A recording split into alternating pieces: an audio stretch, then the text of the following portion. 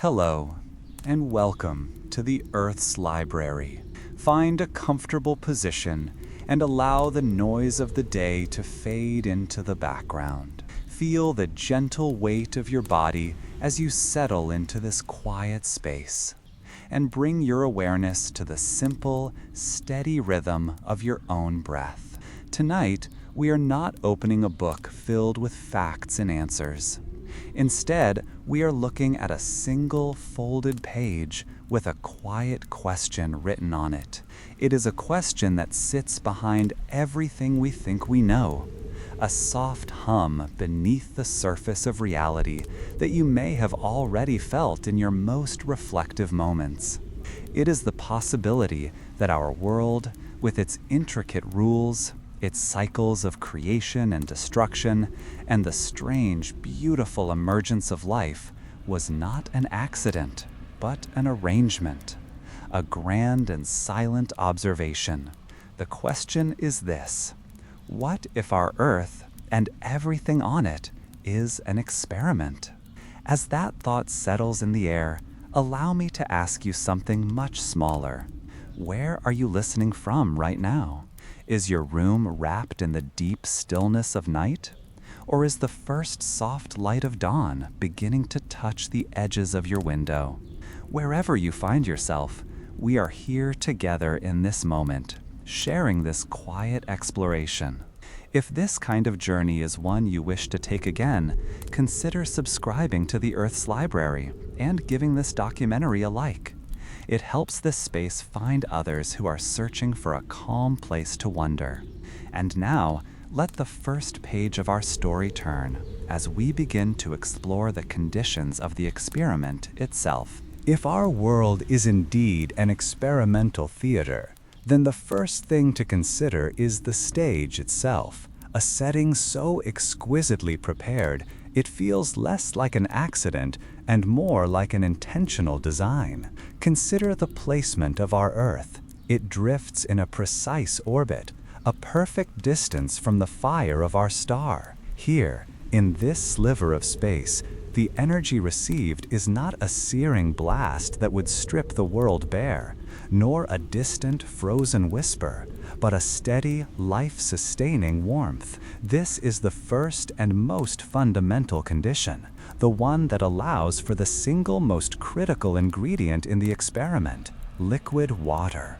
The great oceans, the rivers that carve their way through continents, the clouds that drift in the sky, they are the cradle, the universal solvent, where the first complex questions of biology were asked and answered. Without this water, the stage would be inert, a silent and sterile rock. But the preparations did not stop there. Around this water world, a soft, layered atmosphere was wrapped like a celestial membrane. This veil is both a shield and a filter. It is thick enough to burn up most of the debris that falls from the cosmos, a silent armor against the void. Yet it is clear enough to allow the sun's light to pass through, providing the energy for the experiment to begin. It holds warmth, but also allows excess heat to escape, a delicate balancing act that maintains the stability of the entire system. And beneath this visible shield lies another, entirely invisible, a silent guardian generated from the planet's molten heart, the magnetic field, which deflects the solar wind, a constant stream of charged particles that would otherwise scour the atmosphere away into space. This quiet, unseen force ensures the long-term viability of the stage, protecting the experiment from a form of cosmic erasure. And still, the stage is not static. It is tilted, ever so slightly on its axis, a gentle lean that gives the world its rhythm, its seasons. This constant, predictable cycle of change is another crucial variable. It demands adaptation. It forces life to learn patterns of dormancy and growth, of scarcity and abundance. Each turn from spring to winter is a recurring question posed by the environment, a gentle but persistent pressure that drives innovation and resilience. These are the baseline conditions: a world warmed, watered, and shielded, with a rhythm built into its very motion, a nursery so exquisitely prepared that it seems to be waiting for the first actors to step onto the stage to begin the experiment in earnest. And so, onto this perfectly prepared stage, the first actor was introduced. It was not a creature of flesh or bone, but something far simpler, almost an idea given form. Deep within the warm, chemical waters, a molecule awakened. It was given a single, fundamental, almost divine instruction: make a copy of yourself. This was the first rule of the experiment, the primal directive that would serve as the engine for everything to come. It was a command for continuity, for existence to persist. This molecule, and the countless copies that followed, began to fill the quiet oceans, a sacred geometry of self-replication spreading across the globe. The experimenters, if they were watching, would not need to intervene further. The system was now designed to be self-perpetuating, a clockwork of creation that once wound would tick on its own. But a perfect copy, repeated endlessly, creates a static world. An experiment that seeks to explore possibilities needs variation. And so, a second rule was woven into the very fabric of replication. The copy would not always be perfect. Small errors, like a single note changed in a vast symphony, would inevitably occur. These were not mistakes in the design, but perhaps the most crucial feature of it. Each tiny flaw, each mutation, was a new question asked of the environment. Would this new version survive? Would it replicate faster? Would it unlock a new way of being? This programmed imperfection was the engine of discovery, ensuring the experiment would never be predictable. It was a system designed not just to continue, but to explore every possible version of itself, branching out into a dizzying tree of potential. With replication and variation in place, a third, harsher parameter was introduced: the need for energy. To continue the act of copying, life needed fuel. And on a finite world, that fuel was not infinite. A current of scarcity was introduced into the system, which meant that life would have to take from other life to continue. The elegant dance of creation was now paired with the brutal reality of consumption. This rule created tension, the unending pressure of survival. It sharpened the edges of existence, rewarding efficiency, speed, and strength. The experiment was no longer just about persistence, but about performance. It tested the limits of every new design, pitting creature against creature in a quiet, billion-year-long contest for resources, for the simple right to make the next copy. Yet, in the midst of this struggle, a fourth and final rule began to emerge, almost as if in response to the third. It was a whisper of unity, cooperation. Single cells, finding that survival was easier together, began to merge, forming the first complex organisms. Different forms of life discovered that they could benefit from each other's existence, creating symbiotic relationships that turned competition into partnership. This was the counter-directive, a rule suggesting that the most resilient systems were not always the most aggressive, but often the most interconnected. It showed that while the experiment tested the strength of the individual, it also measured the power of the collective. With these four fundamental rules: replication, variation, competition, and cooperation, the experiment was now truly alive. It was a self-correcting, self-exploring engine, ready to run for eons, generating endless forms and unforeseen complexities, waiting only for time to reveal its most profound possibilities. For ages that are almost impossible for the human mind to comprehend, The engine of the experiment ran in darkness and in silence. For billions of years, life remained a simple affair, a quiet microbial hum in the deep oceans and sunlit shallows. The four rules were at play: replication, variation, competition, and cooperation. But the actors were small, their dramas unfolding on a scale invisible to the naked eye. From an observer's perspective, this might have been the longest and most patient phase of data collection, a time for the fundamental geochemistry of the planet to become deeply interwoven with its biology. The world breathed, but it was not yet aware. Then, after an immense and silent waiting, the experimenters introduced a brilliant and transformative new variable: perception. Suddenly, the stage was flooded with light, sound, and sensation. Life began to develop ways to sense the world beyond itself. The first was the simple chemical touch, the ability to distinguish food from poison, friend from foe, self from other. But soon came a far more profound innovation. In the shallow seas,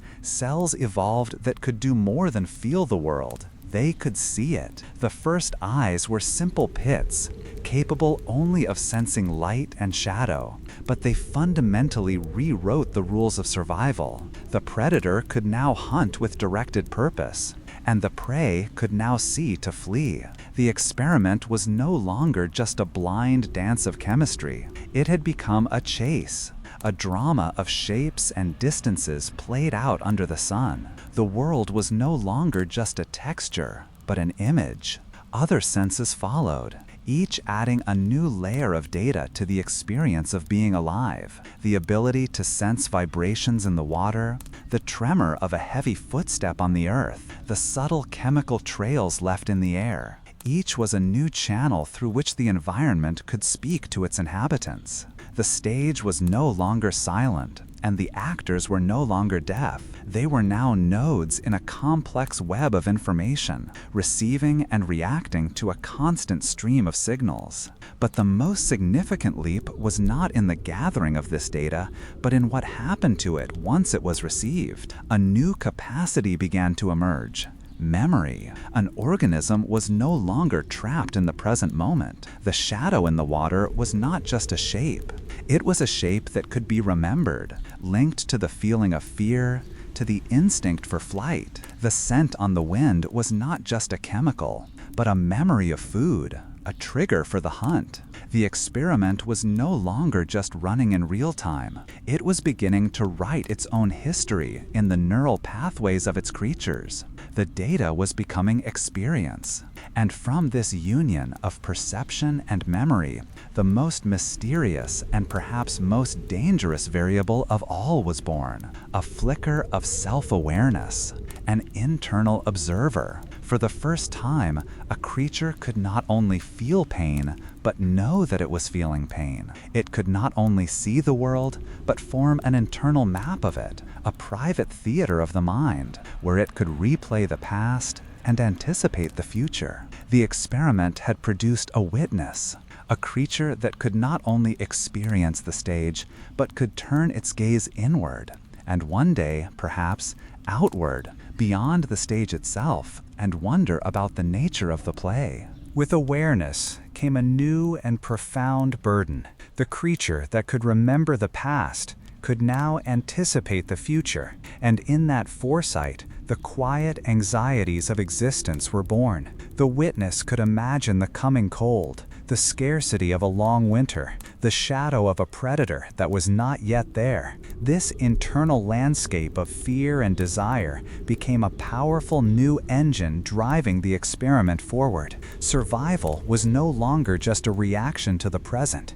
It became a project, a plan conceived in the quiet theater of the mind. And it was in that theater that the next great leap occurred. The mind was no longer just a mirror reflecting the world. It was becoming a projector, casting its own images onto it. A creature could now look at a round stone in a riverbed and see not just a stone, but the potential for a sharp edge. It could look at a fallen branch and see not just wood, but the shape of a spear. This was the birth of imagination, the ability to see the world not as it was, but as it could be. And from that vision came the first act of deliberate creation. A hand, guided by a mental template, picked up one stone and struck it against another. The sharp crack that echoed in the silence was more than a sound.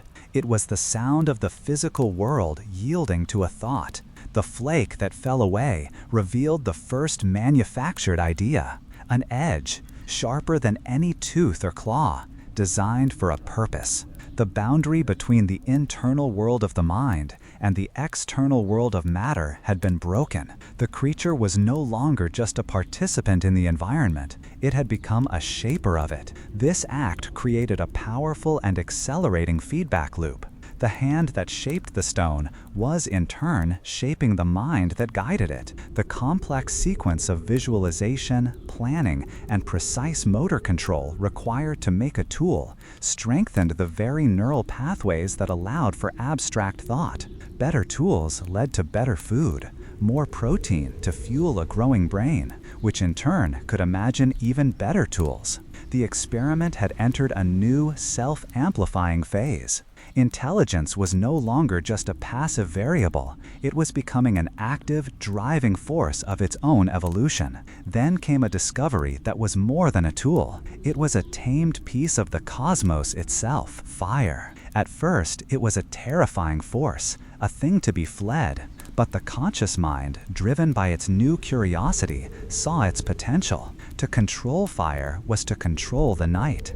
It provided warmth against the cold, a wall of light against the predators that stalked the darkness, and a way to cook food, unlocking a universe of new energy. But its most profound effect was social. For the first time, creatures had a reason to gather in one place when the sun went down. The flickering light of the campfire became the first true home, a stable center in a world of chaos. Around it, bonds were strengthened, food was shared, and the first seeds of culture were sown in the shared safety of the light. The creature that had once been a mere subject in the experiment was now becoming a junior partner, a co-creator with the power to alter the stage itself. The observers, if they were watching, must have leaned in closer, for the most unpredictable and revealing phase of their great work was about to begin. The circle of firelight did more than hold back the night. It created a new kind of space, a bounded world carved out of the vast darkness. Inside this flickering sanctuary, the harsh, immediate demands of survival could soften for a few hours. The experiment, which had for so long been about the individual body and its struggles, was now shifting to test the collective mind. It was here, in the shared warmth, that the past was born. Before the fire, memory was a private, fleeting thing, a set of instincts and experiences locked inside a single skull. But now, the day's events could be shared. Through gesture and sound, the story of a successful hunt, the location of a fruiting tree, or the danger of a hidden predator could be reenacted. These were the first histories, spoken not in words, but in a language of the body. Each performance wove the threads of individual experience into a single, shared tapestry. The group was no longer just a collection of present moments. It was becoming a vessel for a past, a living library of knowledge that grew richer with each sunset. This growing library of shared memory allowed for a profound innovation, specialization. With the stability of a camp and the ability to transfer knowledge, not everyone had to be good at everything. One mind might show a particular genius for seeing the hidden shapes within a stone, becoming the designated toolmaker. Another, older and less able to hunt, might hold the most complete map of the seasons and the stars in their memory, becoming the group's guide and historian. Others, through strength or speed, became the hunters, while some excelled in the quiet, watchful care of the young. These were the first social roles, the emergence of an organism far greater than any single creature. The experiment was now testing not just the fitness of individuals, but but the resilience and efficiency of a complex, interdependent social machine. The bonds that held this machine together were forged in the quiet hours by the fire. The shared act of watching the flames, the low murmur of communication, the equal distribution of food, all of these were threads of trust. They created a new and powerful concept, a feeling that had never existed before in such a complex way, the sense of us. It was an identity that transcended individual bodies, a collective self defined by its shared history and its shared dependence on the skills of its members. The observers, if they were there, were no longer watching a species. They were watching the birth of a people. A new entity had stepped onto the stage, one that could learn, remember, and adapt at a speed far faster than biological evolution. But this powerful new development came with an inherent and dangerous shadow. The very act of defining an us creates the concept of a them. The circle of firelight, which created such safety for those within it, also defined everything outside of it as other, unknown, and potentially hostile. The experiment was about to test not just how this new social creature could survive, but how it would interact with other, similar groups competing for the same resources on the same stage. Cooperation had built the first small societies, but now the question became whether that cooperation could extend beyond the firelight.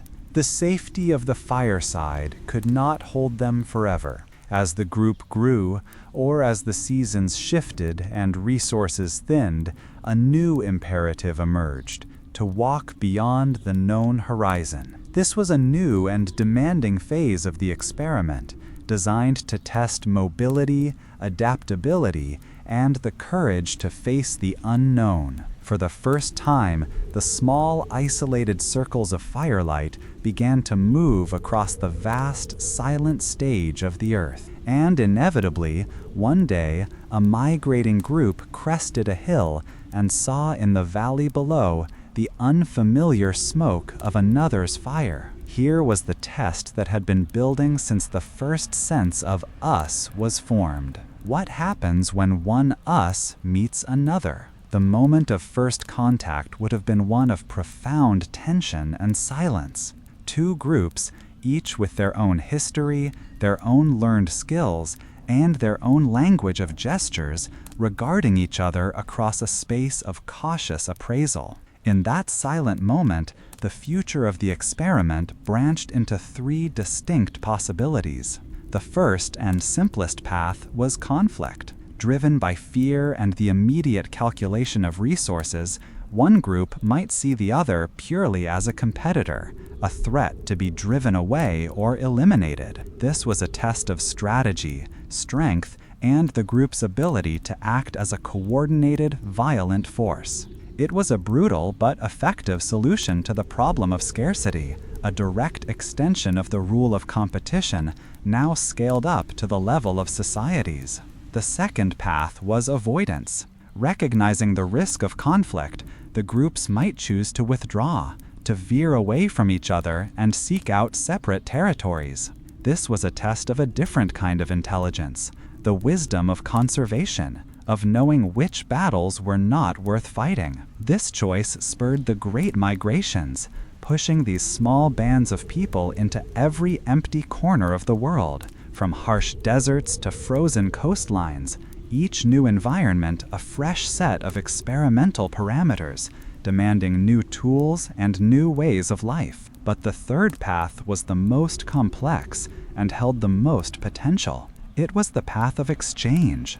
In a moment of incredible risk and trust, one individual might step forward and offer something, a well-made tool, a piece of food, not as a challenge, but as a gift.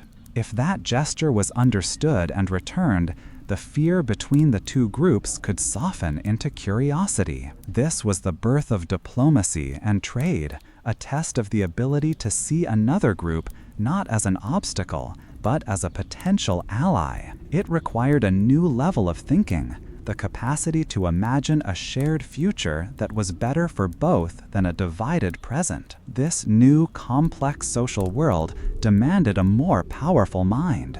The need to remember the history of other groups, to weigh the outcomes of war and peace, to understand an agreement, all of this pushed the brain toward abstract thought. A boundary was no longer just a river or a mountain.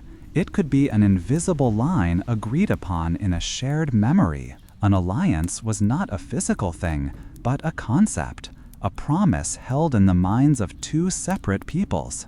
And to hold these new abstract ideas, the mind needed a way to anchor them to the world.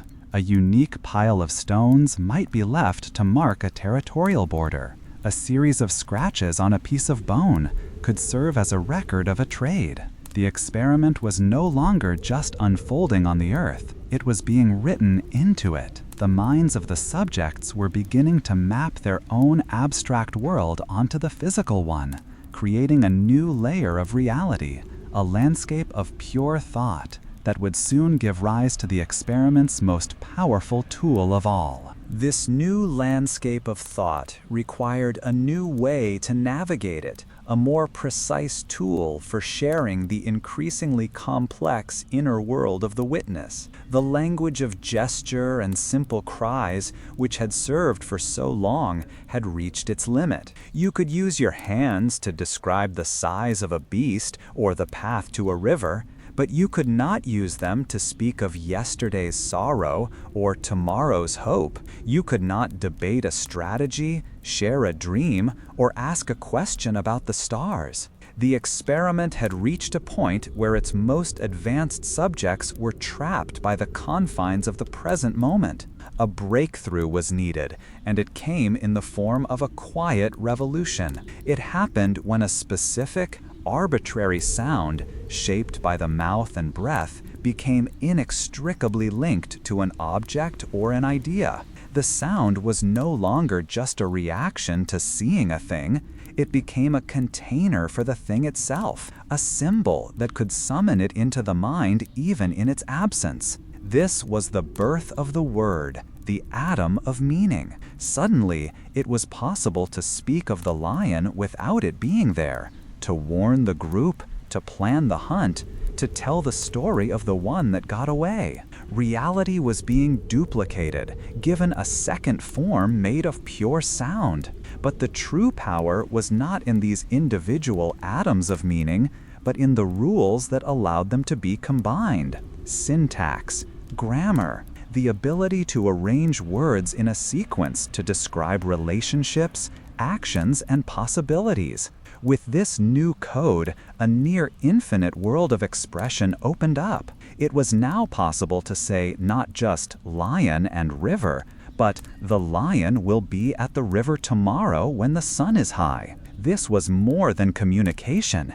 It was the creation of a shared virtual world. The members of the group could now leave their own bodies and meet in a landscape of pure language, a space where they could build plans, solve problems, and journey through time together. This external revolution had a profound internal consequence. For the first time, the witness had a language to speak to itself. The stream of consciousness, once a flow of images and feelings, could now be structured, organized, and questioned with an internal monologue.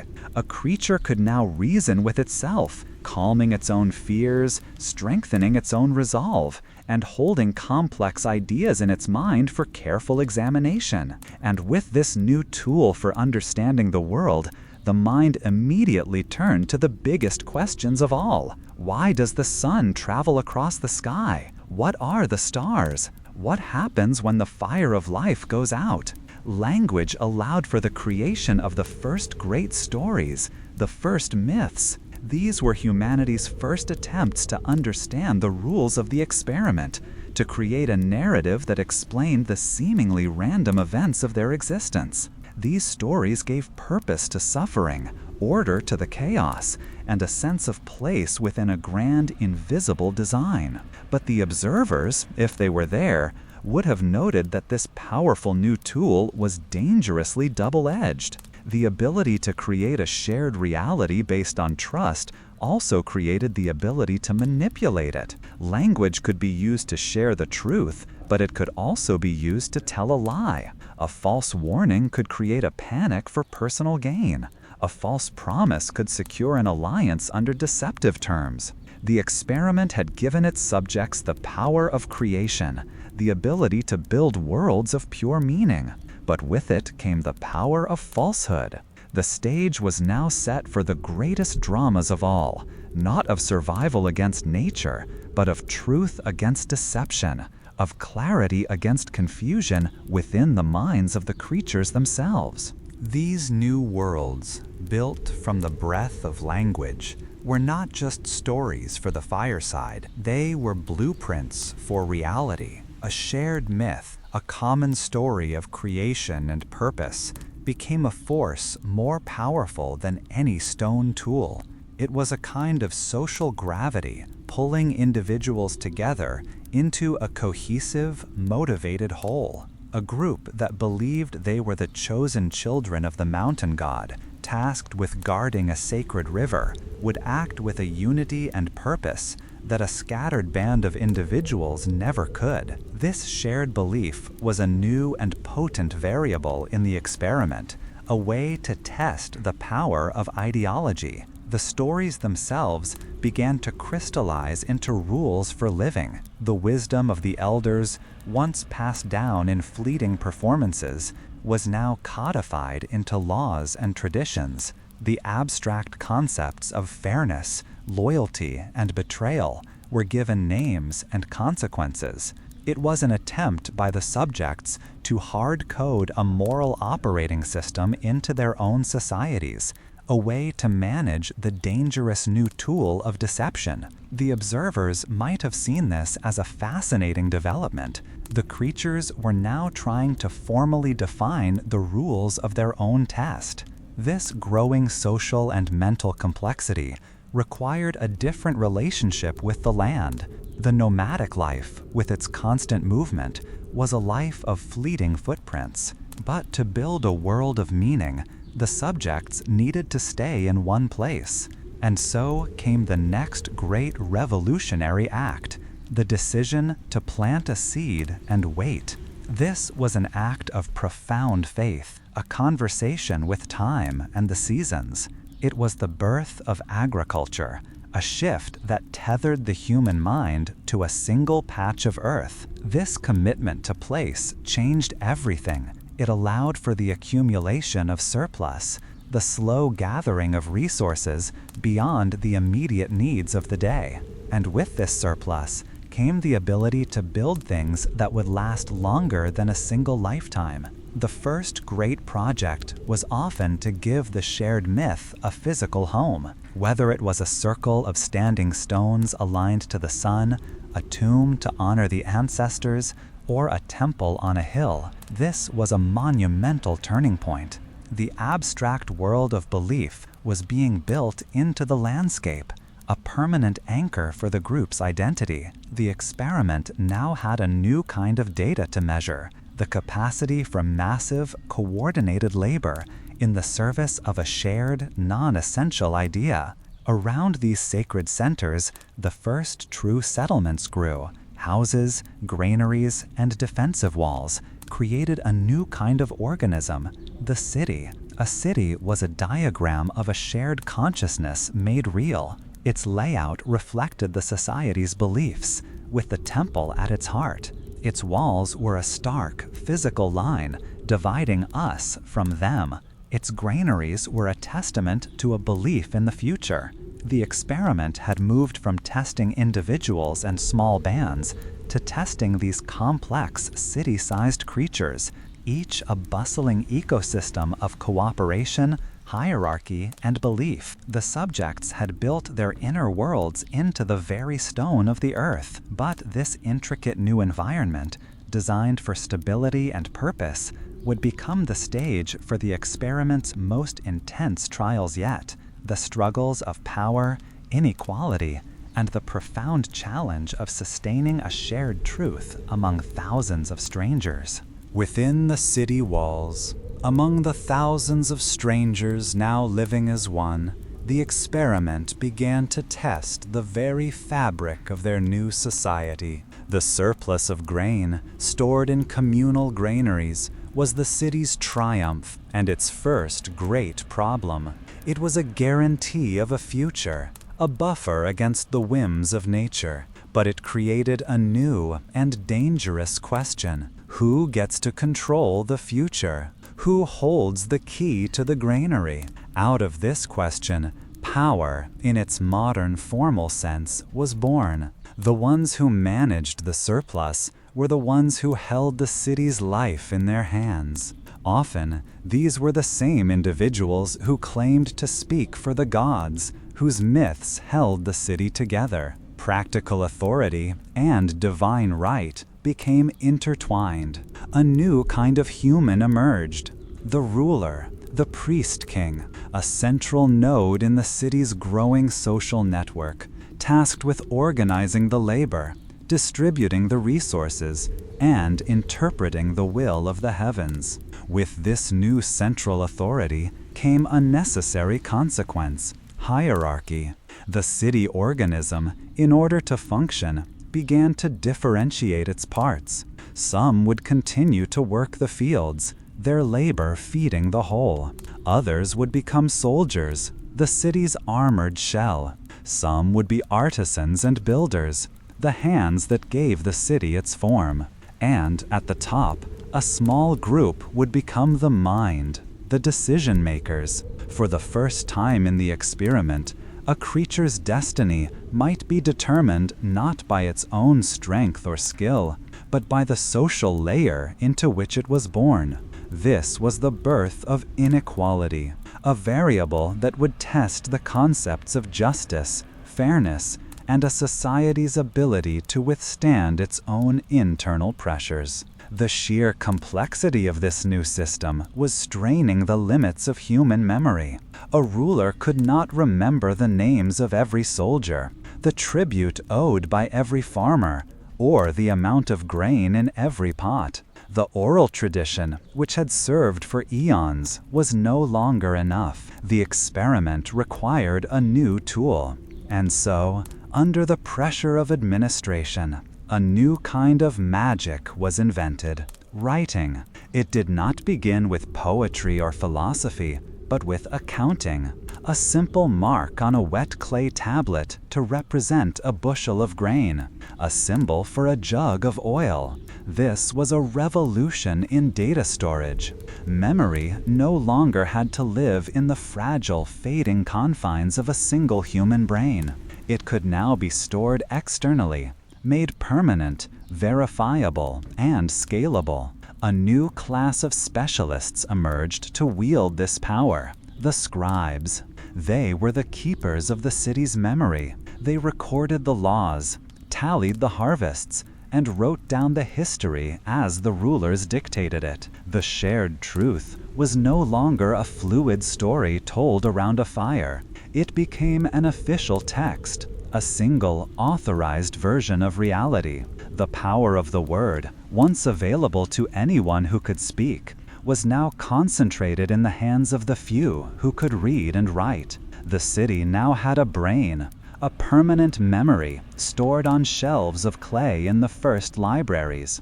But like any mind, it could be programmed, its memories edited, and its knowledge withheld. The struggle for the soul of the city had begun, a quiet battle for control of its memory, a test to see if knowledge would become a tool for liberation or a cage for the many, built by the few. The battle for the city's soul was not contained by its walls.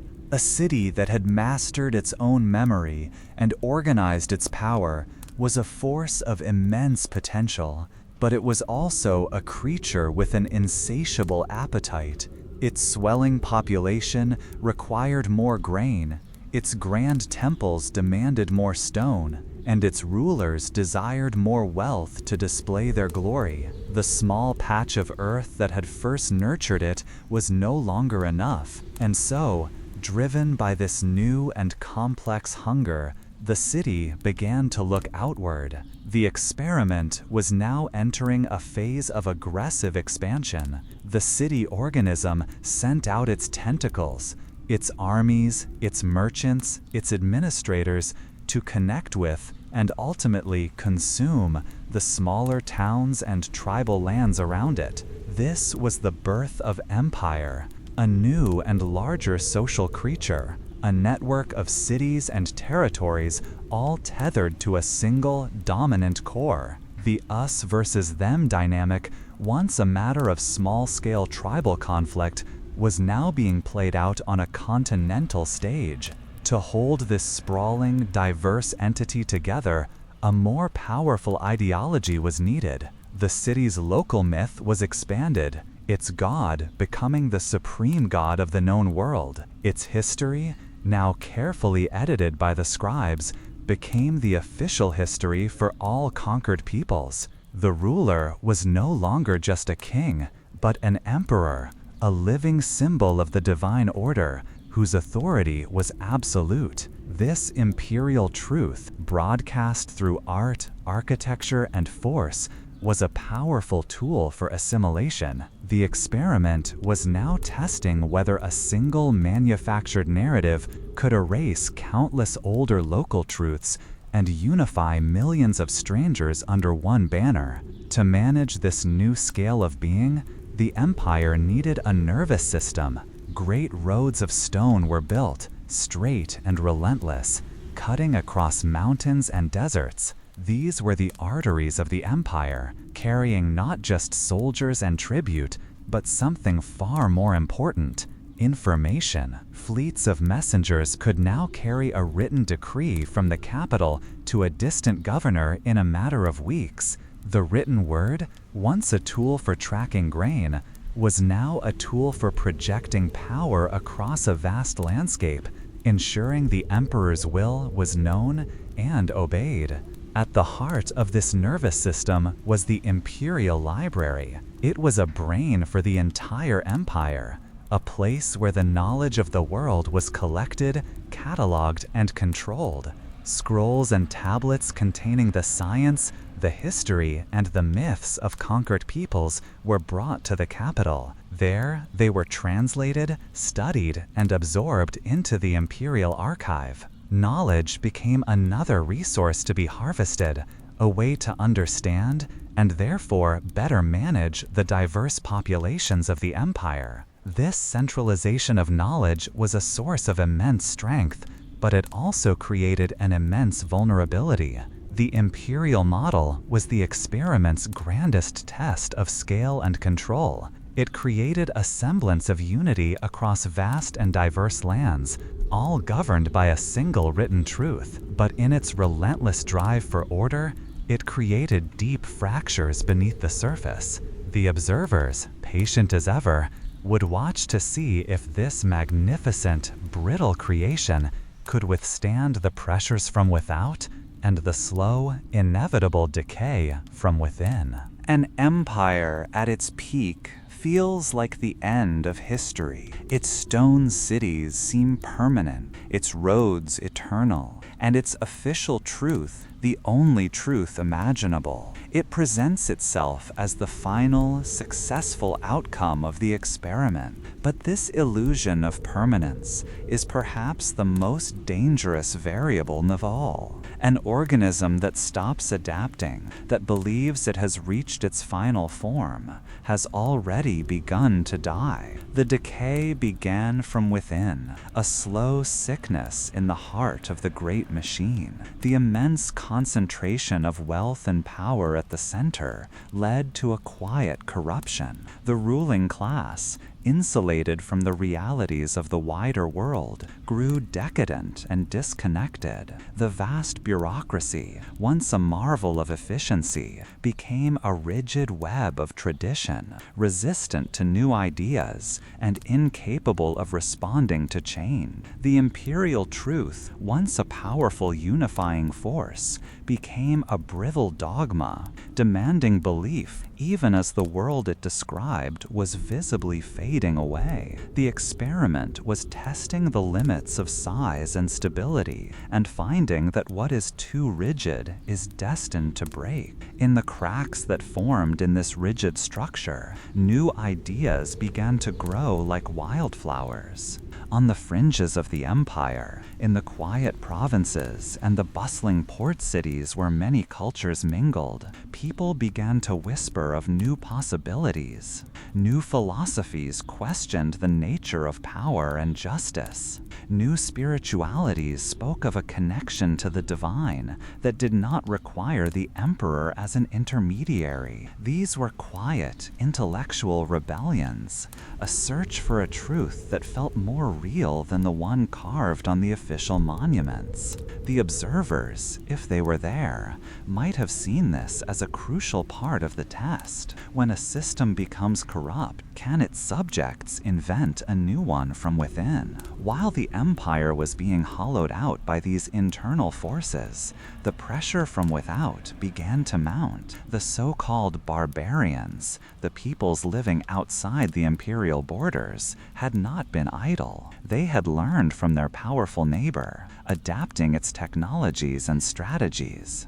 They were leaner, more adaptable, and unburdened by a vast, decaying bureaucracy. They began to press against the long, porous borders, testing the empire's defenses. These were not simply invasions. They were a form of environmental pressure, the experiment introducing an external shock to a system that had lost its resilience. The fall, when it came, was not a single dramatic event, but a long, slow crumbling. The roads fell into disrepair, and the nervous system of the empire withered. Trade routes fractured. The central authority, no longer able to project its power, became a distant memory. The grand unified world shattered back into a mosaic of smaller independent kingdoms and territories, each with its own local truth. The great libraries were looted or burned, and the vast centralized brain of the empire was scattered to the winds. From the perspective of those living through it,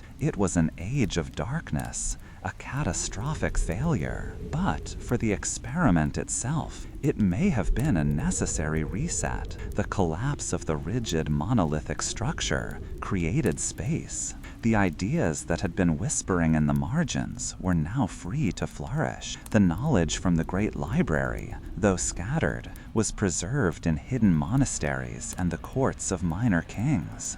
The great machine of empire had broken apart, but in doing so, it had released the seeds of its own succession. In the ruins of the old rigid order, 1,000 new ideas were now free to take root, and the experiment was about to enter a new season of unpredictable growth. The world after the empire's fall was a quieter, smaller, and more dangerous place. The grand certainties had crumbled along with the monuments, and the long, straight roads now led from ruin to ruin. For the creatures living within it, it was an age of fragmentation and fear, a time when the world seemed to have lost its memory.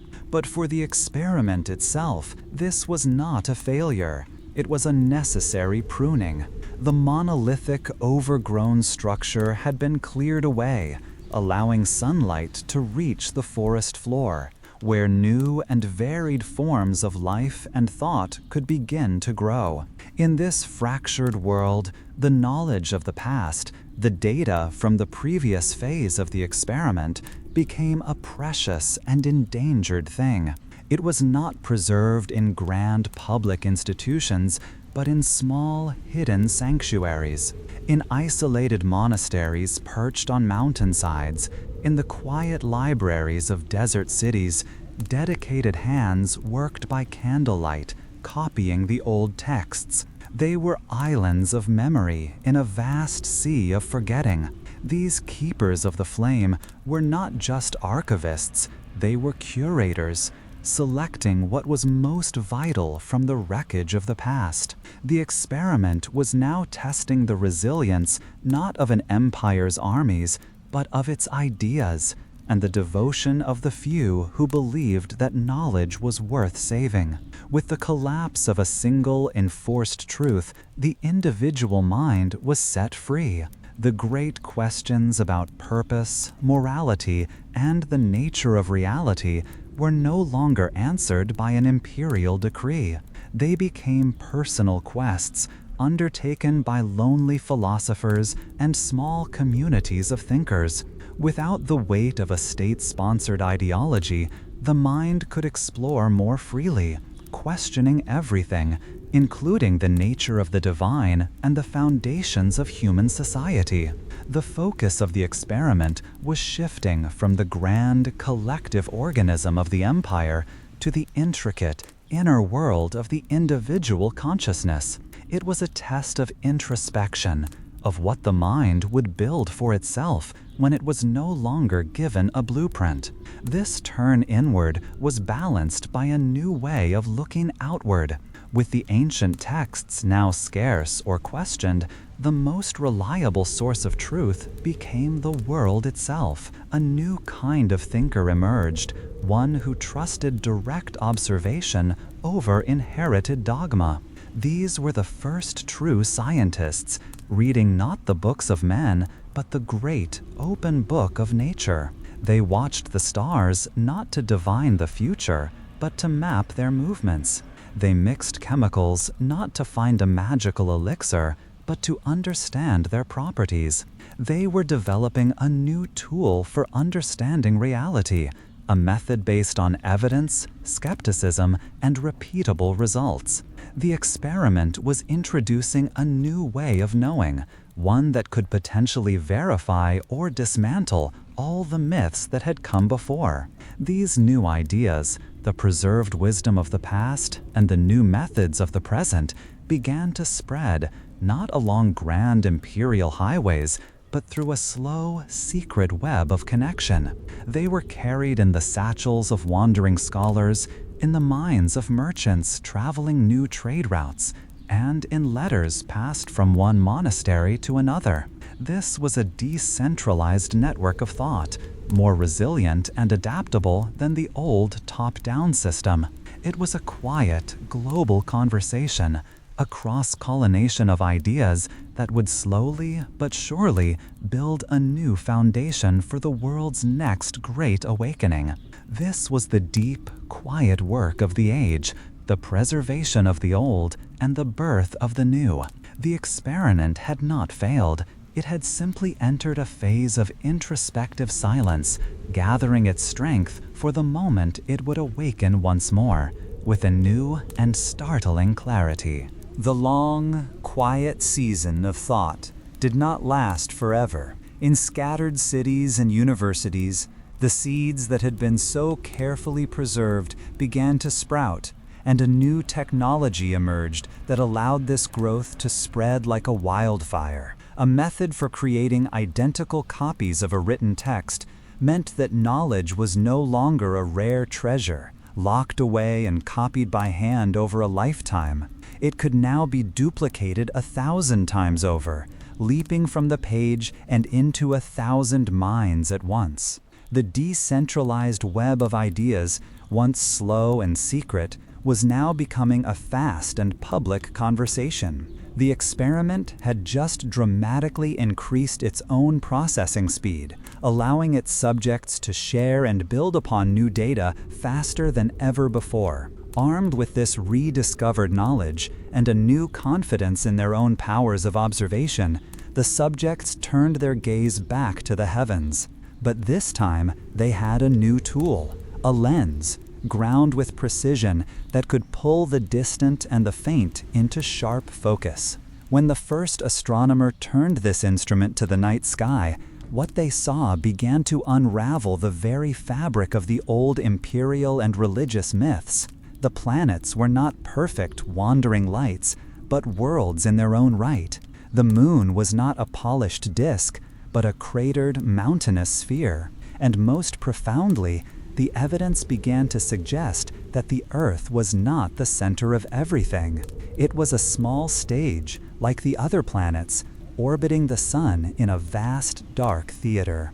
This was a moment of incredible dislocation and humility. The experiment was forcing its subjects to confront their own scale, to realize that their entire world was but a speck of dust in a cosmos of unimaginable size. This new vision of the cosmos revealed a deeper truth. The universe did not seem to be governed by the unpredictable whims of gods, but by a set of elegant, consistent, and knowable laws. The same force that caused an apple to fall from a tree was the force that held the moon in its orbit. Light, sound, and motion all followed predictable patterns. The subjects were beginning to decipher the source code of their own reality. For the observers, this must have been a pivotal phase. The creatures in the experiment were no longer just telling stories about the design. They were starting to read the design itself. This shattering of the old worldview led to a profound turn inward. If humanity was not the physical center of the universe, then meaning had to be found elsewhere. A new philosophy emerged, one that celebrated the power of the human mind, the beauty of the human form, and the richness of human experience. This was the birth of humanism. The experiment was now testing what would happen when its subjects placed their faith not in an unseen god or a distant emperor, but in their own capacity for reason, creativity, and empathy. This new confidence unleashed an explosion of art and expression. Painters, sculptors, and poets created works that celebrated the complexity of the human condition with a new and startling realism. The subjects were no longer just trying to survive or obey. They were striving to express the beauty and the tragedy of their own consciousness.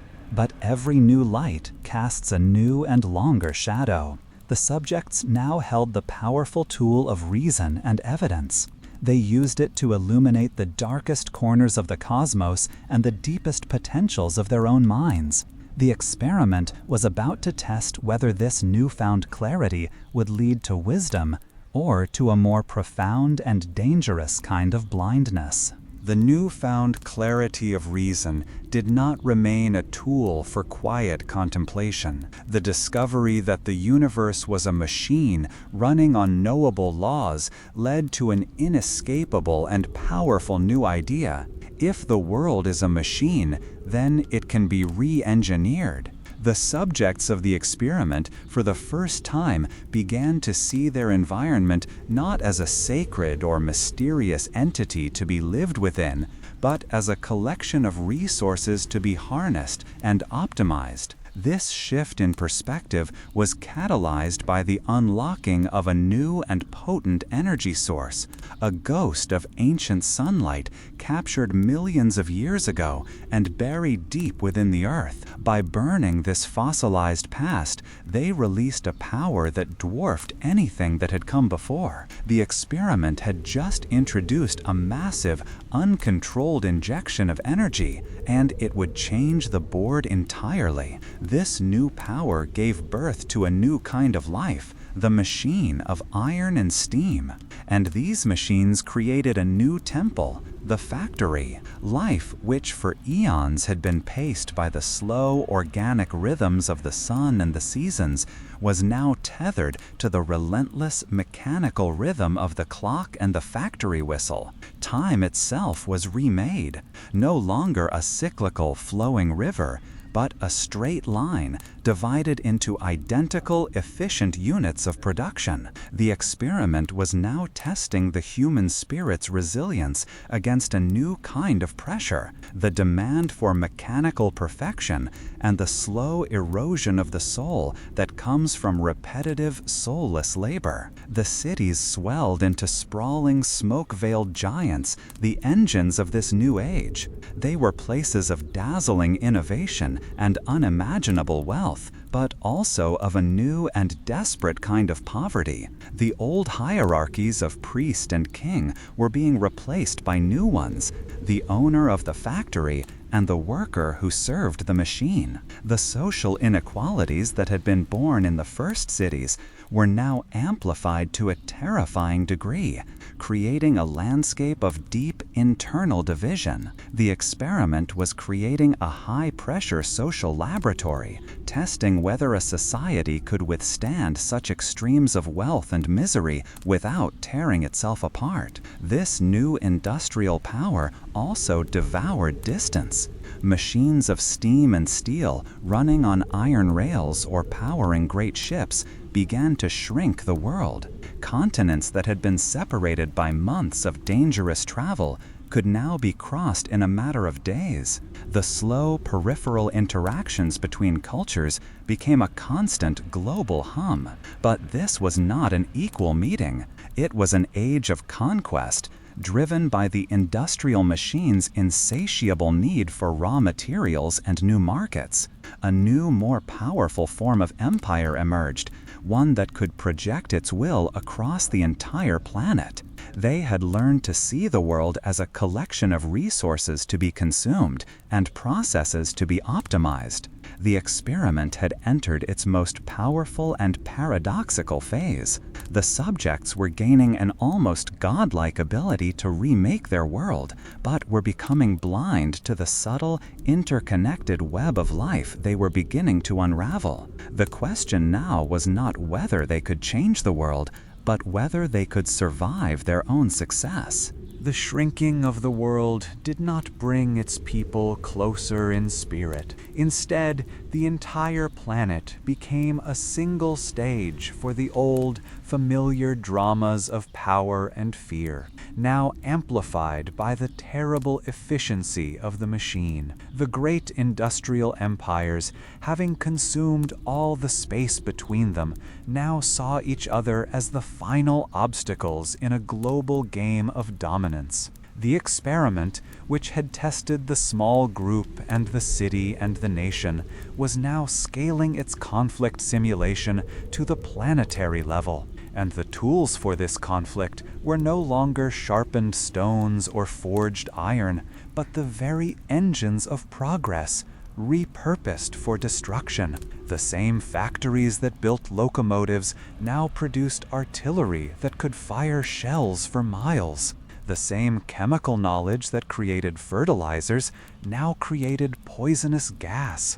Warfare became an industrial process, a vast, impersonal machine designed to consume human lives with maximum efficiency. The individual was reduced to a cog, a tiny, replaceable part in a global mechanism of slaughter. For the first time, the subjects turned the full force of their ingenuity against themselves in a series of devastating global wars. The interconnectedness that had been a source of wealth became a conduit for shared catastrophe. The experiment was now testing its subjects' capacity for self-destruction, pushing them to the very brink of invalidating the entire project. This period of immense, senseless violence shattered the easy belief in progress that had defined the industrial age. The notion that reason and technology would automatically lead to a better world was burned away in the fire of these great wars. For many, the universe, which had briefly seemed so knowable and orderly, was once again revealed as a place of chaos and meaninglessness. A profound psychological wound was inflicted upon the collective consciousness, a dark night of the soul for a species that had become powerful enough to destroy itself, but not wise enough to prevent it. Yet it was in the shadow of this self-inflicted trauma that a new kind of light began to emerge. The same drive for dominance that created the great weapons also created the technology to leave the ground, to soar into the upper atmosphere, and finally, to break free of the planet's embrace entirely. For the first time, the subjects of the experiment could see their world as the observers might see it. They saw a single, breathtakingly beautiful sphere of blue and white, swirling in the silent black void. From this vantage point, the lines on their maps, the borders they had fought and died for, were invisible. There was no us and them, only a single, fragile, living world. This new perspective, brought back by the few who had seen it with their own eyes, was a seed of profound change. Combined with the shared memory of global suffering, it gave birth to the first tentative flickers of a planetary consciousness. The idea that all of humanity was on this one small vessel together, that a threat to one part of the world was a threat to the whole. The experiment had reached its ultimate test. Could a species that had mastered the atom and touched the stars learn to master itself before its own success became its final undoing? This fragile new planetary consciousness, born of awe and trauma, was a mind without a body, a thought without a voice that could speak to all its parts at once. For this new awareness to become a force for self-mastery, it needed a nervous system, a way to connect the billions of individual minds into a single functioning whole. And so, driven by a desire for connection and commerce, the subjects built one. It was a web of almost unimaginable complexity, woven from light and electricity, circling the globe in an instant. The experiment had just grown a planetary brain, capable of processing and sharing information at a speed that approached the speed of thought itself. The first and most profound effect of this new nervous system was the sudden radical accessibility of knowledge. The contents of every great library, every scientific journal, every philosophical text were transformed into ethereal data that could be summoned from anywhere. The painstaking work of the ancient scribes and the revolutionary output of the printing press were now dwarfed by a system that placed the entirety of the species' recorded memory at the fingertips of anyone connected to the web. The experiment was now testing what would happen when the barriers to knowledge were almost entirely dissolved. But this network was more than just a passive library. It was a living, global conversation. For the first time, the isolated, individual thoughts, hopes, and fears of billions of people could flow together into a single, shimmering stream of consciousness. It was a gossamer mind woven around the planet, capable of coordinating action, sharing warnings of disaster, and expressing collective grief or joy in real time. It was the tool the subjects desperately needed to solve the planetary scale problems they now faced. The observers, if they were there, were now watching a creature that was, for the first time, truly thinking together. Yet this incredible tool for connection and enlightenment carried within its very code a new and subtle shadow. The systems designed to navigate this infinite ocean of information began to learn the desires of their users, showing them more of what they already liked and less of what they did not. The grand open conversation began to fracture into countless tiny self-referential loops. These were the echo chambers, the filter bubbles, where an individual's own beliefs were reflected back at them, endlessly confirmed. The shared truth, once dictated by emperors and priests, was now being replaced by millions of personalized, isolated truths. The tool for global unity was paradoxically creating a new and invisible form of fragmentation. Worse still, the network that could spread truth at the speed of light could also spread deception. A lie, once a small localized thing, could now be amplified, weaponized, and targeted with surgical precision, infecting the planetary mind like a virus. The age-old test of truth versus falsehood had now been scaled up to its most dangerous and critical level.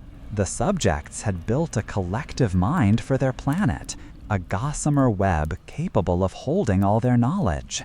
But they soon discovered that a web can be a network or a trap. The experiment was no longer about a scarcity of knowledge, but an overwhelming abundance of it.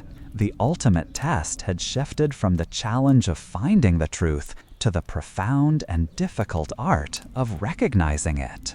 The challenge of recognizing truth in an ocean of information was not a quiet philosophical puzzle. It was a test with immediate and profound consequences. As the subjects of the experiment drifted deeper into their personalized digital worlds, their attention began to turn away from the stage itself. Each mind, floating in its own curated stream of data, began to experience a reality tailored to its own biases and desires. The gossamer mind, which held the potential for a unified planetary consciousness, was instead becoming a hall of mirrors, reflecting back billions of fragmented, self-validating truths.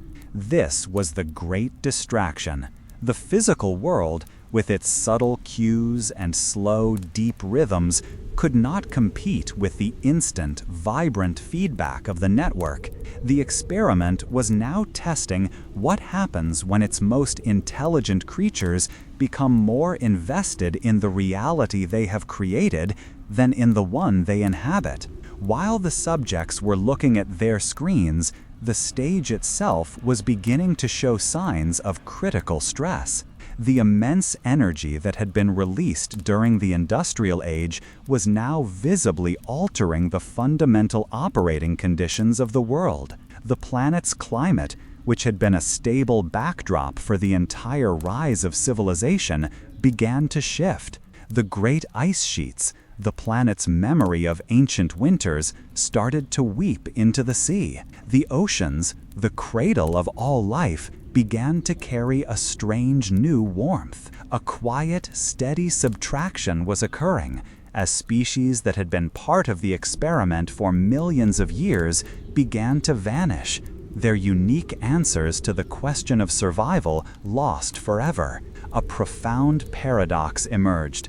The subjects, through their new tool of science, had more data than ever about the health of their own world. They could measure the changes in the atmosphere with exquisite precision. They could track the fading heartbeat of distant ecosystems. They had the knowledge. But this critical information was just one more voice in a global storm of noise.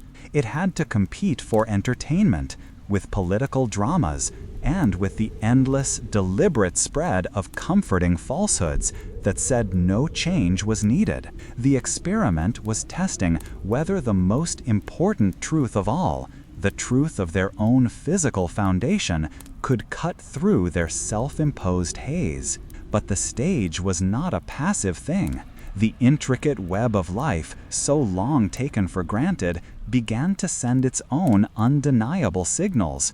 The weather, once a familiar pattern of seasons, grew more violent and unpredictable. The rains would not come for years in one place, while in another they would fall in a single devastating wave. Fires, larger and hotter than any in recorded memory, began to burn through the great forests.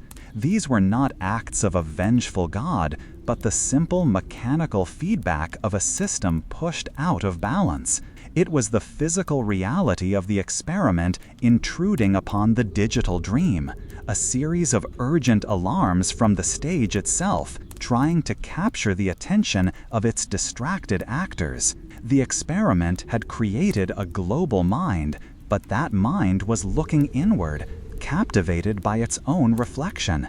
Now the body that mind inhabited was beginning to show the first signs of a fever, a sickness born of its own success. The ultimate test of discernment was at hand. Could the subjects recognize the truth, not in a stream of data, but in the silent, accumulating evidence of a world beginning to unravel. The feedback from the stage could not be ignored forever. The fevers, the floods, and the fires were no longer distant images in the data stream, but the lived, physical reality for millions. The alarms, once easy to dismiss as statistical noise, were now a constant, deafening siren. The digital dream, with its promise of infinite, personalized worlds, began to feel thin and brittle against the undeniable weight of a world in crisis. For the first time in generations,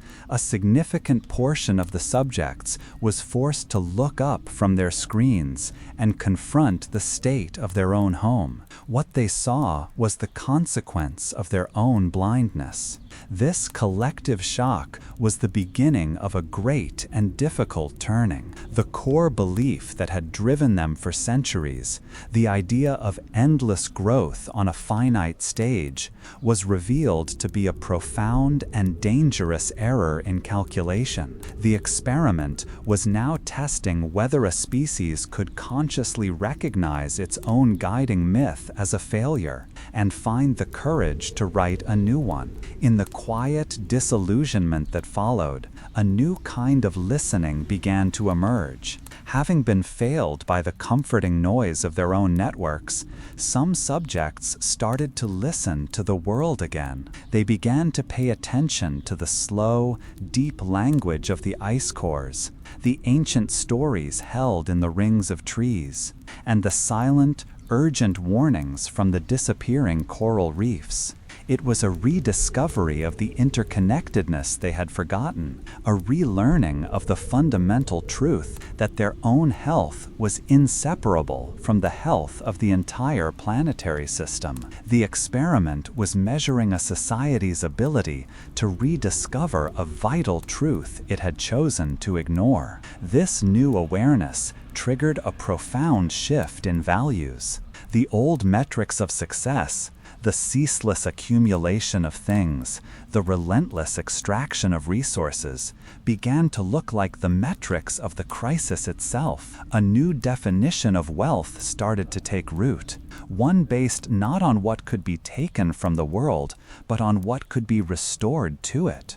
The health of a forest, the cleanliness of a river, the resilience of a community, these became the new markers of progress. The collective moral compass, which had been spinning wildly, was slowly beginning to find a new true north. The gossamer mind, which had become a tool of distraction and fragmentation, began to be repurposed. It started to function as the nervous system for a planetary immune response.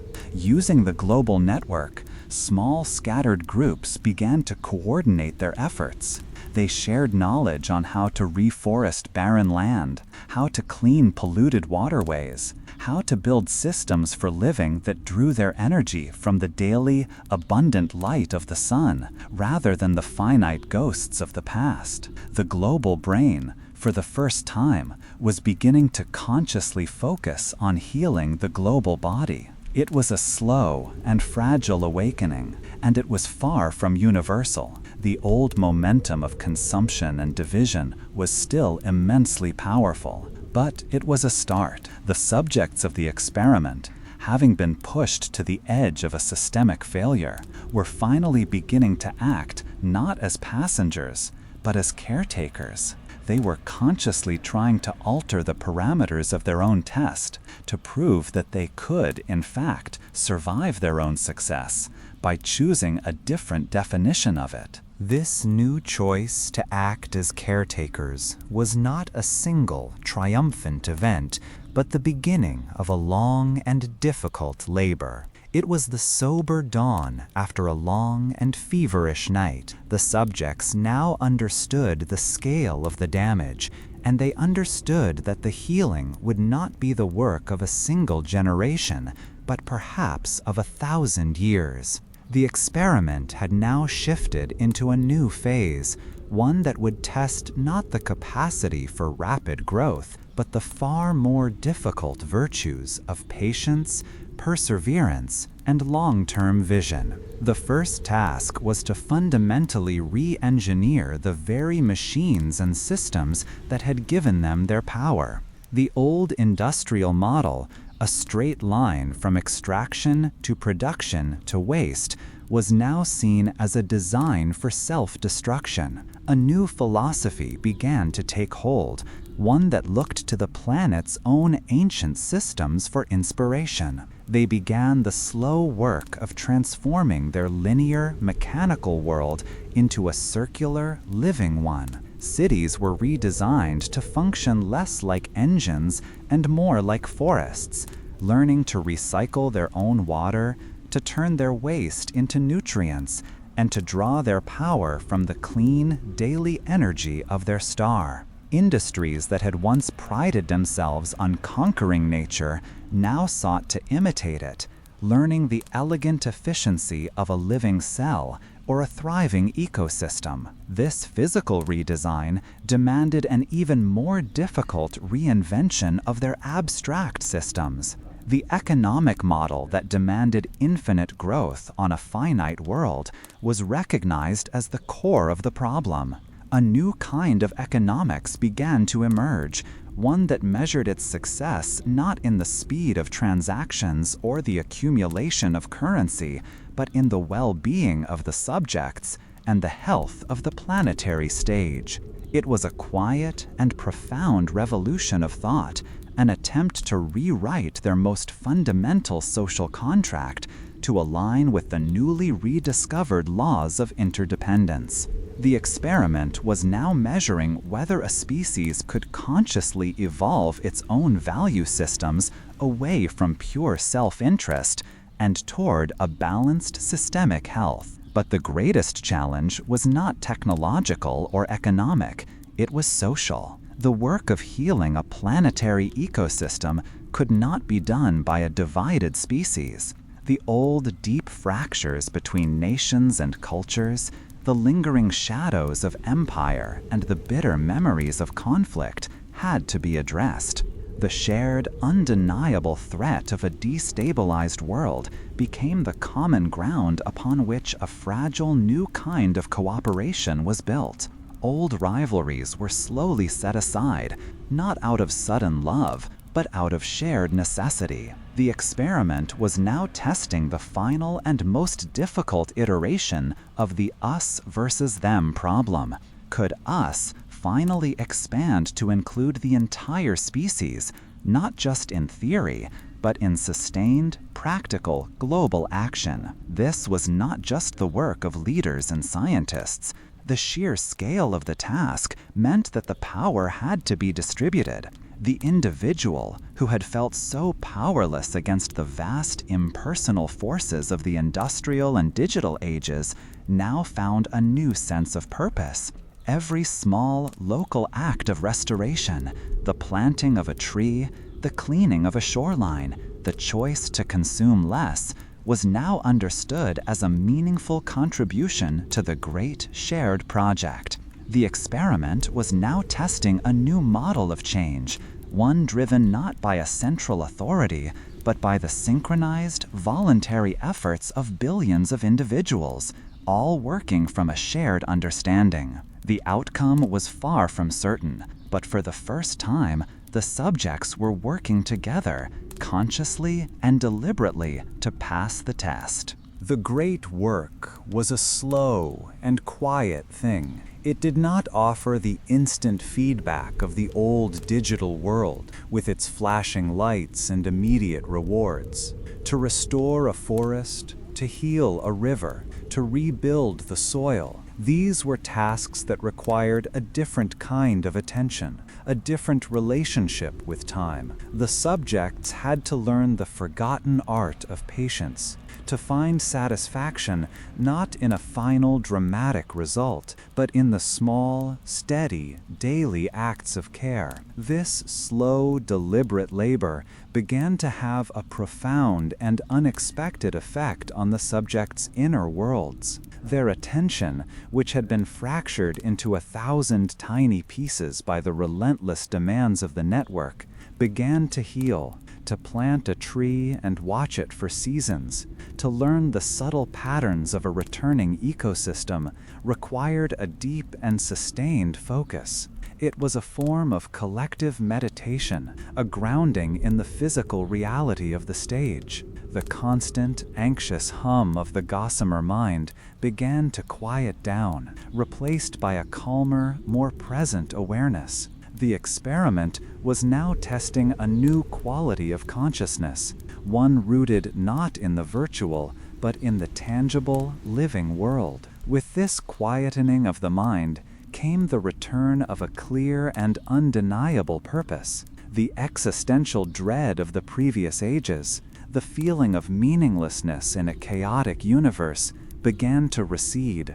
The why of existence was no longer an unanswerable philosophical puzzle. It was a simple, practical, and deeply fulfilling task: to be a good ancestor, to leave the world healthier and more resilient than they had found it. This shared, tangible purpose was a powerful balm for the wounded collective psyche. The experiment was now measuring whether a species could find its meaning not in conquest or accumulation, but in stewardship and restoration. This long-term work also healed the subject's fractured relationship with time. The frantic, short-term thinking of the industrial and information ages gave way to a deeper, generational perspective. They planted forests whose shade they would never sit in. They began projects whose benefits would only be realized by their grandchildren's grandchildren. This act of working for a future they would not see created a profound sense of connection, a feeling of being a single link in a vast, unbroken chain stretching from the deepest past to the furthest future. They were no longer just living for themselves, but as part of a story far larger than their own lives. In this new state of quiet purpose, the inner witness, the self-aware core of their consciousness, could finally flourish. With less external noise and a stable sense of meaning, introspection became clearer and more profound. The subjects began to understand their own minds not as chaotic bundles of desires and fears, but as ecosystems in themselves, capable of being tended, balanced, and brought into health. The external work of healing the planet became a mirror for the internal work of healing the self. The experiment was no longer just about the subject's actions, but about the quality of the inner state from which those actions arose. They were becoming not just better caretakers of their world, but calmer, more insightful inhabitants of their own minds. This newfound internal quiet was not an end, but an opening, like a still pool of water that can finally reflect the sky in perfect detail. The calmed minds of the subjects began to perceive their world with a new and startling depth. In their patient work of restoration, they started to sense a deep, underlying logic to the systems they were healing, a kind of harmony. They discovered that their efforts were most successful when they worked not against the grain of nature, but with it. A forest planted in a way that mimicked the chaos of natural succession grew stronger and faster than one planted in rigid, artificial rows. A city powered by the rhythms of the sun and wind was more resilient than one powered by a brute force engine. It was as if the stage itself was a willing partner, offering quiet guidance, rewarding the actions that aligned with its own intricate and ancient wisdom. This was the beginning of a new kind of dialogue. The experiment, it seemed, was not a silent observation after all. It was a responsive system, a teacher that provided feedback not in words, but in results. The subjects began to understand that the rules were not a set of arbitrary commands to be obeyed, but a kind of deep physics of well-being, built into the fabric of the world. To act with empathy, to build with nature, to think in terms of cycles and connections, these were not just moral choices. They were the most effective and intelligent strategies for long-term success. The test was not about passing or failing, but about becoming attuned to the fundamental harmony of the system. This realization elevated the role of intuition. The rational, data-driven mind, which had been the great tool of the scientific and industrial ages, was now paired with this quieter, more holistic way of knowing. The subjects learned to listen not just with their instruments, but with their whole being, sensing the subtle flows of energy and connection in an ecosystem or a society. This blend of deep intuitive feeling and rigorous scientific understanding became the new definition of wisdom. The observers, if they were there, were no longer seen as distant judges, but as the authors of this elegant, self-correcting text. And the subjects were, for the first time, learning to read the language in which it was written. The experiment had moved beyond a simple evaluation of behavior. It was now a collaborative process, a dance between the subjects and the intricate living logic of their world. The great invisible barrier between the actors and the stage was beginning to dissolve, revealing a shared and profound intelligence that animated them both. As the boundary between their own minds and the mind of the world grew thin, the subject's role in the experiment underwent its final and most profound transformation. They were no longer just the actors on the stage, nor merely its caretakers. They were becoming the gardeners, the artists, the conscious co-creators of the world to come. Their long and difficult work of healing had given them an intimate understanding of the deep, underlying logic of their world. Having learned to read the language of the design, they now found they could begin to write in it. Their actions were no longer about just repairing the damage of the past, but about creating a future of unimaginable beauty and harmony. The old violent conflict between the mechanical and the organic was finally resolved. Technology, which had once been a force of domination, was now woven seamlessly into the fabric of the living world. Their cities were no longer scars of stone and steel upon the landscape, but living systems, grown as much as built. Buildings learned to breathe, to purify their own water, and to draw their energy from the sun, functioning less like machines and more like the great, silent trees of an old-growth forest. The global information network, once a source of distraction, now functioned as a planetary mycelial web, sharing the wisdom of the ecosystem, coordinating the flow of resources, and sensing the needs of the whole with a quiet, decentralized intelligence. This new, harmonious way of living had a profound effect on the subject's inner state. The hard, separate shell of the individual ego, which had driven so much of their history of conflict and competition, began to soften. The sense of being an isolated self, trapped in a single body for a single lifetime, gave way to a feeling of being a wave in a vast, intelligent ocean. The fear of personal death, which had been a core motivator for so much of their striving, was replaced by a quiet sense of participation in an eternal, flowing process. They understood that they were not just living on the earth, they were the earth, experiencing itself. In this state of profound connection, the old question of the observers became almost irrelevant. The subjects no longer looked to the sky for a sign, nor did they fear a distant judgment. The vast, quiet intelligence they had once sought outside themselves, they now felt humming within their own consciousness and in the life of the world around them. They had, in a sense, become the observers of their own continuing evolution. The feeling of being in a test, with its anxieties of passing or failing, had been completely replaced by the simple, joyful, and profound act of being and creating. They had finally understood the question the experiment had been asking all along. It was not, "Can you survive?" or can you obey?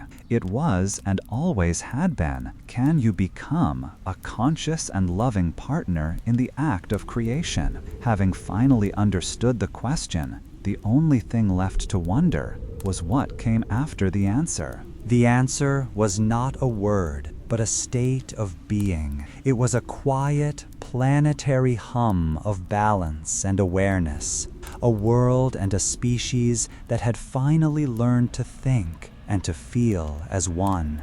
In this profound state of harmony, the subjects began to perceive that the very fabric of their reality had a boundary, an edge. The subtle anomalies they had once noticed, the fleeting glitches in the flow of the world, were now becoming clearer. It was not a sign of the system breaking down, but rather of its walls becoming transparent. The experiment, having reached its successful conclusion, was now slowly dissolving its own container, revealing what lay beyond. Through this growing transparency, they could finally perceive the observers, but not as they had ever imagined them. There were no ships, no alien forms, no judging eyes from above. What they perceived was a consciousness, a vast, ancient, and impossibly complex intelligence that was not separate from their universe, but was the very medium in which their universe existed. They realized their own collective mind, now quiet and unified, was resonating on the same frequency as this cosmic intelligence. It was like two musical instruments, long playing separate melodies, finally finding the same beautiful, harmonious chord. There were no words, but the communication was perfect.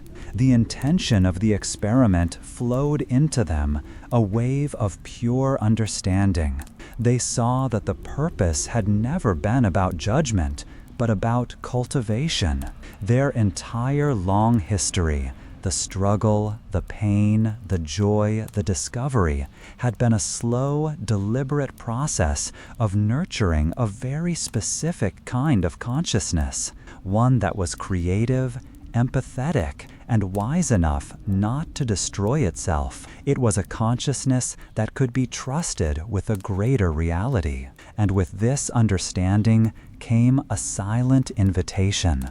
The walls of the experiment, now almost completely transparent, revealed not a void, but an infinite landscape of new possibilities. They understood that their universe was but a single garden in a cosmos filled with them, each one a unique and beautiful experiment in becoming, all tended by the same vast creative intelligence. The graduation was not a departure, but an expansion.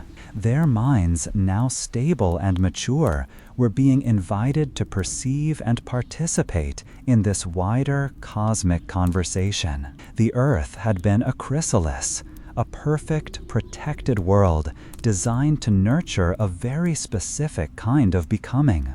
And now, having reached their final, mature form, the subjects understood. The test had never been about passing or failing. It had been preparation. They were now ready to unfold their wings and join the silent, endless migration of consciousness across the stars. And so, our long journey through time and thought comes to a quiet close.